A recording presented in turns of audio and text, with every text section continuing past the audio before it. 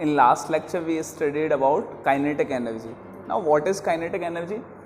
If a body is moving, that means that body is having some velocity. If a body is having some velocity, then that body must possess kinetic energy. उस body के पास kinetic energy भी होगी. इसका मतलब ये है कि कोई भी बॉडी जो मूव कर रही है उसके पास हमेशा काइनेटिक एनर्जी होगी. अब सवाल ये है कि पोटेंशियल एनर्जी क्या होती है. देखिए, पोटेंशियल एनर्जी किसी भी बॉडी में कब आती है? अगर वो बॉडी मूव कर रही है तो उसके पास काइनेटिक एनर्जी होगी. लेकिन अगर वो बॉडी मूव नहीं कर रही है तो उसके पास कौन सी एनर्जी होगी? उसके पास कौन सी एनर्जी आएगी? आप फॉर एग्जाम्पल एक एग्जाम्पल ले लीजिए हाइड्रो पावर डैम का. वहाँ पे क्या करते हैं, हम वाटर की हेल्प से इलेक्ट्रिसिटी जनरेट करते हैं. वाटर को बहुत ज़्यादा हाइट पे लेके जाते हैं और वहाँ से नीचे गिराते हैं. अब जब हम उसको हाइट पे लेके गए तो हमने कुछ वर्क डन किया, कुछ एनर्जी खर्च की. तो जब हमने उस पर कुछ वर्क डन किया और हाइट पे जब ले गए तो वो एनर्जी किस चीज़ में कन्वर्ट हो गई? हम कहते हैं ना, energy can not be created not be destroyed, it can be converted from one form to another form. तो वहाँ कौन सी फॉर्म में कन्वर्ट हो गई? वहाँ पे वो कन्वर्ट हो गई किस में? पोटेंशियल एनर्जी में. पोटेंशियल एनर्जी किस वजह से आई उसके पास? वहाँ पे आई उसके पास हाइट की वजह से. तो पोटेंशियल एनर्जी किसी भी बॉडी के पास आती है दो वजहों से. या तो उस बॉडी के पास हाइट हो, हाइट की वजह से आती है, और दूसरा आती है कॉन्फ़िगरेशन की वजह से. तो दोनों ही वजह यहाँ पढ़ेंगे, दोनों ही रीजंस पढ़ेंगे कि पोटेंशियल एनर्जी किस किस वजह से आती है. तो देखिए, a body will acquire potential energy either due to its height or its configuration.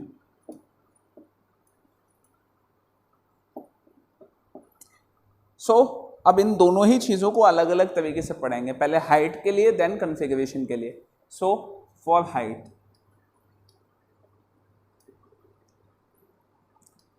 For height नहीं, ड्यू टू हाइट. देखिए, हाइट की वजह से किसी भी चीज़ में पोटेंशियल एनर्जी कैसे आती है कि आपने क्या किया, आपने किसी चीज़ को पकड़ा, उस चीज़ पे फोर्स लगाया और उसको लिफ्ट कर दिया.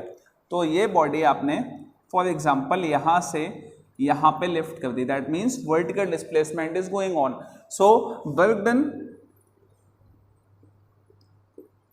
On a body to move vertically, that will be equal to, work done is equal to what? Force into displacement. This is force into displacement. Now force is what? You are lifting it up, that means you are lifting it against gravity. आप इसको against gravity उठा रहे हैं. That means force will be what? mg. and displacement, यहाँ से यहाँ displacement कितना हुआ? h. that is height. So work done is equal to mgh, and that work done will convert into this work done will convert into potential energy. आपने जो work done किया है वो किस में कन्वर्ट हो गया? पोटेंशियल एनर्जी में. और पोटेंशियल एनर्जी को U से रिप्रेजेंट करते हैं. This is what? U is equal to mgh. Means देखिए, यहाँ मास कांस्टेंट है, G कांस्टेंट है, तो ये किस पे डिपेंड कर रहा है? U is directly proportional to h. जैसे जैसे हाइट बढ़ेगी वैसे वैसे पोटेंशियल एनर्जी बढ़ेगी. इसीलिए आपने देखा होगा कि हमारे घर में जो वाटर टैंक्स होते हैं वो वाटर टैंक्स बहुत हाइट पे रखे जाते हैं. आपके घर का जो टॉप फ्लोर है, जितना भी टॉप हो सकता है वो, वहाँ आप वाटर टैंक रखते हैं. क्योंकि अगर फॉर एग्जांपल आपने ऐसी जगह वाटर टैंक रख दिया जहाँ से आपको सप्लाई चाहिए किसी दूसरी जगह और वो उससे ज़्यादा हाइट पे है, तो वाटर कभी भी लोअर पोटेंशियल से हायर पोटेंशियल पे मूव नहीं करता. वो हमेशा हायर से लोअर पोटेंशियल पे मूव करता है. क्या समझ में आ गई ये बात? क्या क्लियर हो गया? चलिए, तो एक चीज़ तो क्लियर है कि पोटेंशियल एनर्जी हमेशा हाइट की वजह से चेंज होती है, लेकिन क्या सिर्फ हाइट की वजह से चेंज होती है? It will also change due to its configuration. अपनी कन्फिगरेशन की वजह से भी ये चेंज होती है। अब देखिए कन्फिगरेशन का क्या लेना देना है और ये कन्फिगरेशन है क्या।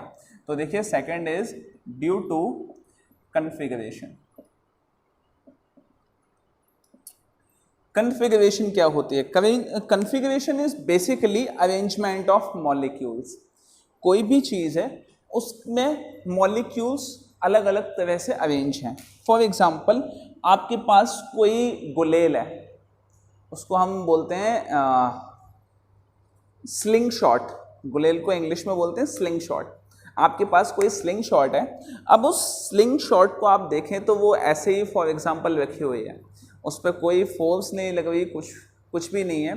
तो उसकी जो रबर बैंड्स हैं, उसकी रबर बैंड्स में मॉलिक्यूल्स का अरेंजमेंट कुछ होगा, लेकिन जब आप उसको पकड़ के खींचना शुरू कर देंगे तो मॉलिक्यूल्स का अरेंजमेंट अब डिस्टर्ब होना शुरू हो जाएगा। जैसे जैसे आप फोर्स लगाएंगे रबर बैंड्स पे, वैसे वैसे होना क्या शुरू होगा, उनके मॉलिक्यूल्स का अरेंजमेंट डिस्टर्ब हो जाएगा। मतलब उस बॉडी की कॉन्फ़िगरेशन क्या हो गई, उस बॉडी की कॉन्फ़िगरेशन डिस्टर्ब हो गई। उस बॉडी की कॉन्फ़िगरेशन की वजह से उसके पास क्या आनी शुरू हो गई, उसके पास पोटेंशियल एनर्जी आनी शुरू हो गई।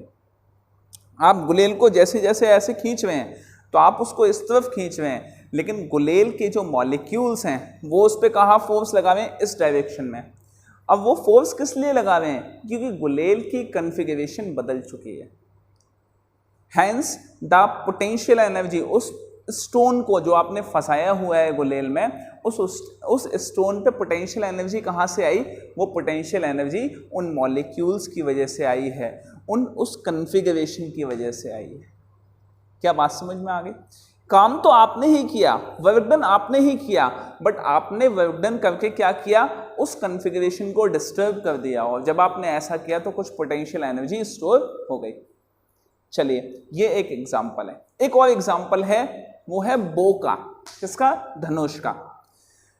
धनुष को हम क्या करते हैं, जब हम उस पर एक एरो लगाते हैं, तीर लगाते हैं, और उसको जब खींचते हैं तो उसकी जो प्रत्यंचा होती है, स्ट्रिंग जो होती है, वो स्ट्रिंग खींचना शुरू कर देती है। स्टार्टिंग में उस स्ट्रिंग में मॉलिक्यूल्स का कुछ अरेंजमेंट था। इमेजिन कीजिए, स्ट्रिंग में मॉलिक्यूल्स आराम से बिना किसी टेंशन के थे, लेकिन जैसे ही आपने खींचना शुरू किया उन मॉलिक्यूल्स में टेंशन बढ़ने लगी। टेंशन के बढ़ने की वजह से उन मॉलिक्यूल्स का अरेंजमेंट डिस्टर्ब हो गया, और अरेंजमेंट जब डिस्टर्ब हुआ तो उसकी कॉन्फ़िगरेशन भी चेंज हो गई, और जब कॉन्फ़िगरेशन चेंज हुई तो उस स्ट्रिंग में कॉन्फ़िगरेशन के चेंज होने की वजह से उस एरो में पोटेंशियल एनर्जी बढ़ती जाएगी। जितना आप खींच सकते हैं उस स्ट्रिंग के टूटने से पहले, तब तक उसके पास कुछ पोटेंशियल एनर्जी आती जाएगी, और जब आप उसको छोड़ देंगे that potential energy will get convert into kinetic energy. ये चीज हम बाद में पढ़ेंगे कि पोटेंशियल एनर्जी काइनेटिक एनर्जी में कन्वर्ट हो जाती है। क्या क्लियर है? क्या समझ में आ गई ये बात? चलिए, तो हम यहां लिखते हैं कि कॉन्फ़िगरेशन की वजह से कैसे पोटेंशियल एनर्जी चेंज हो जाती है। देखिए, कॉन्फ़िगरेशन मीन्स arrangement of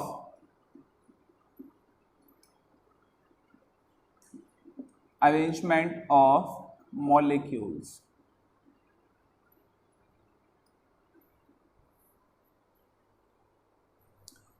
ठीक है, when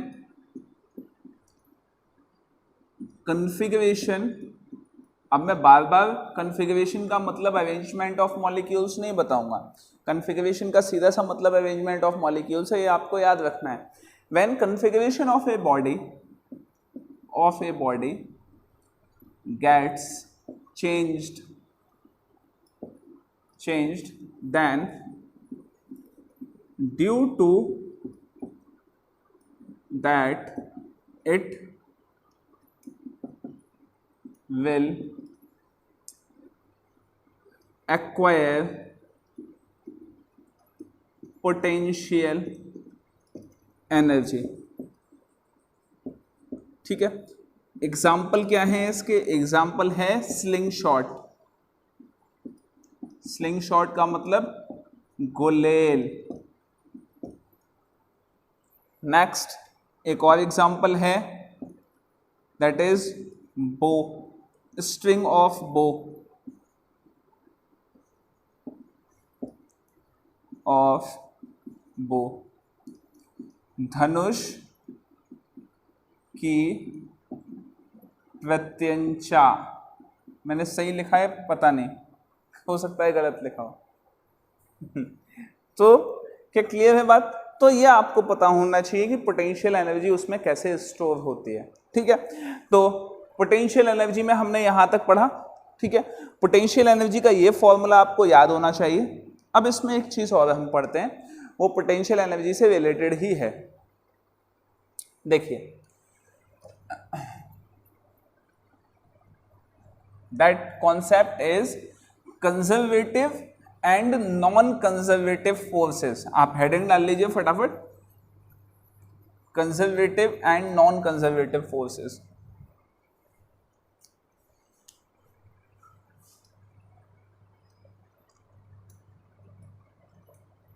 conservative and non conservative forces. अब देखिए कंजर्वेटिव फोर्सेस कौन सी होती हैं और नॉन कंजर्वेटिव फोर्सेस कौन सी होती हैं। फॉर एग्जांपल, मैं फर्स्ट ऑफ ऑल बात करूंगा कंजर्वेटिव फोर्सेस की। देखिए, आपके पास कोई बॉडी है, फॉर एग्जांपल ये। अब इस बॉडी को मैं यहां से यहां लिफ्ट करता हूं, तो यहां पे इसकी कुछ हाइट थी, तो इस हाइट की वजह से यहां पे इसकी कुछ हाइट थी। फॉर एग्जांपल मैंने कहा कि यहां से यहां तक इसकी हाइट थी 2 मीटर। ठीक है, 1 मीटर कह लेते हैं, 1 मीटर हाइट थी, 2 मीटर तो मुझसे भी ऊपर निकल जाएगा। 1 मीटर हाइट थी फॉर एग्जांपल। तो 1 मीटर अगर इसकी हाइट थी तो इसके पास पोटेंशियल एनर्जी क्या हो गई? Potential energy is equal to mgh and h is equal to 1 metre. g कितना है? हमने कहा g इसके पास 100 ग्राम है, 100 ग्राम का मार्कर है for example. That means it is 100 gram. 100 gram का मतलब क्या हो गया? 1 kilogram is equal to 10 to the power minus 10 to the power 3 gram. So 1 gram is equal to 10 to the power minus 3 kilogram. Okay, if it is 100 gram so it will be 10 to the power minus 1 kg। ठीक है, mass ही आ गया आपके पास। g is what? g is equal to 10, so u will be equal to 10 to the power minus 1 into 10 into 1, so it will be having value 1। u is equal to 1 joule. ये हो गई potential energy की value 1 joule. अब इस marker को 1 metre से उठा के मैं ऊपर ले गया, कितना? 2 मीटर तक। तो 2 मीटर तक अगर मैं ले गया, इसका मतलब हाइट क्या हो गई? 2, तो एनर्जी क्या हो जाएगी? Potential energy 2। तो मैं 1 मीटर से उठा के इसको 2 मीटर पे ले गया, तो इसके पास पोटेंशियल एनर्जी डबल हो गई। अब देखिए, अब इसी मार्कर को मैं यहां से उठा के सेम हाइट पे ले जाऊं, लेकिन सीधा ना ले जाके मैं इसको घुमा के ले जाऊं, मैं इसको ऐसे ले जाऊं, तो इसके पास पोटेंशियल एनर्जी चेंज होगी या सेम आएगी? पोटेंशियल एनर्जी चेंज होगी या सेम आएगी? पोटेंशियल एनर्जी इसके पास चेंज क्यों होगी, अलग क्यों आएगी इसके पास पोटेंशियल एनर्जी? क्या हाइट बदल गई है? आप पोटेंशियल एनर्जी कैसे निकालते हो? आप mgh से ही तो निकालते हो, आप mgh से ही निकालते हो। तो अगर हाइट नहीं बदली उसकी, आप भले ही किसी भी रास्ते से लेके जाइए, किसी भी पाथ से लेके जाइए उसको, लेकिन अगर फाइनल पोजीशन और इनिशियल पोजीशन चेंज नहीं हुई है तो पोटेंशियल एनर्जी चेंज नहीं होगी। पोटेंशियल एनर्जी आई क्यों? क्योंकि ग्रेविटेशनल फोर्स की वजह से। तो ग्रेविटेशनल फोर्स एक ऐसी फोर्स है जिसमें एनर्जी इनिशियल और फाइनल पॉइंट्स पे डिपेंड करती है, पाथ पे डिपेंड नहीं करती कि पाथ कौन सा है। ऐसी फोर्सेस को हम कंजर्वेटिव फोर्सेस कहते हैं। ठीक है। तो कंजर्वेटिव फोर्सेस वो फोर्सेस हैं जिसमें वर्क डन इनिशियल और फाइनल पॉइंट्स पे डिपेंड करता है, वो पाथ पे डिपेंड नहीं करता। क्या क्लियर हो गई बात, समझ में आ गई बात? चलिए, तो कंजर्वेटिव फोर्स क्या हो गई?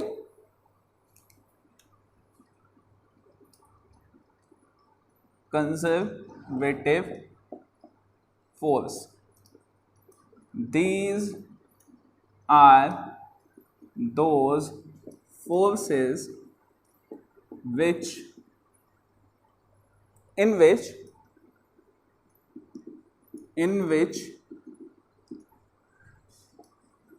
work done only depends on initial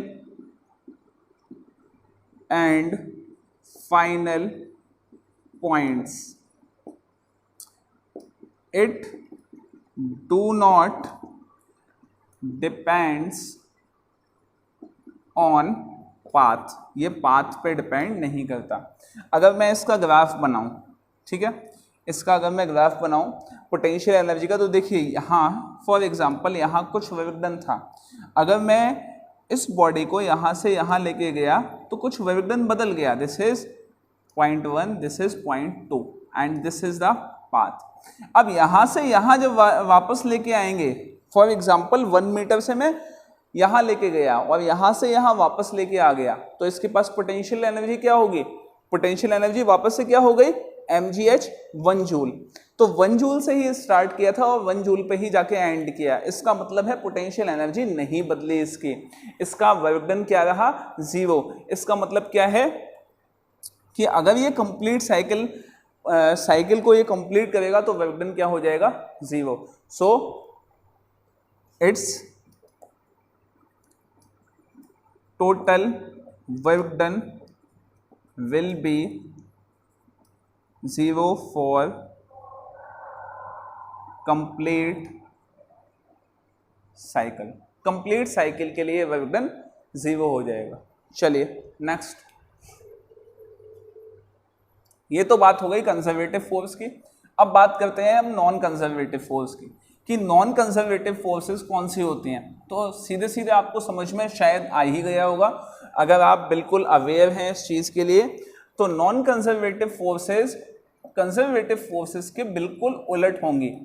उलट होंगी मतलब कि अगर कंजर्वेटिव फोर्सेस में वर्क डन इनिशियल और फाइनल पॉइंट्स पे डिपेंड करता है, पाथ पे डिपेंड नहीं करता, तो इसका मतलब है नॉन कंजर्वेटिव फोर्स में वर्क डन हमेशा पाथ पे डिपेंड करेगा, इनिशियल और फाइनल पॉइंट पे डिपेंड नहीं करेगा। देखिए, उससे पहले इसके एग्जाम्पल लिख लेते हैं। इसके एग्जाम्पल क्या होंगे? देखिए, इसके एग्जाम्पल हैं gravitation force, second electric force, आप पढ़ेंगे जाके, इलेक्ट्रिक फोर्स भी कंजर्वेटिव फोर्स है, ठीक है। अब हम बात करते हैं नॉन कंजर्वेटिव फोर्सेस की। तो नॉन कंजर्वेटिव फोर्सेस का इसकी स्टार्टिंग में करता हूं कहां से? एग्जाम्पल से, दैट इज फ्रिक्शन।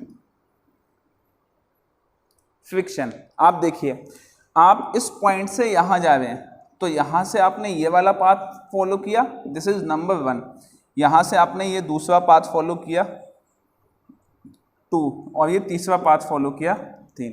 तो 1 2 3 तीनों में से सबसे ज्यादा फ्रिक्शन कहाँ हुआ? जिसमें आपने जितना ज्यादा डिस्टेंस ट्रेवल किया है, जितना ज्यादा डिस्टेंस ट्रेवल करेंगे उतना ज्यादा फ्रिक्शन होगा, ठीक है। तो इसका मतलब है कि फ्रिक्शन किस पे डिपेंड कर रहा है? पाथ पे, ठीक है। तो नॉन कंजर्वेटिव फोर्सेस वो फोर्सेस हैं जहां पे जो वर्क डन है वो पाथ पे डिपेंड करता है, इनिशियल और फाइनल पॉइंट्स पे डिपेंड नहीं करता है, ठीक है। सो work done depends on path, not on initial and final points। Initial और फाइनल पॉइंट्स पर डिपेंड नहीं करता, ठीक है। तो बच्चों, ये आज हमारा ये लेक्चर कंप्लीट होता है पोटेंशियल एनर्जी का। कल हम पढ़ेंगे law of conservation of mechanical energy, तो कल हम वो उसका डेरिवेशन पढ़ेंगे। आज तक ये कंप्लीट होता है। Thank you.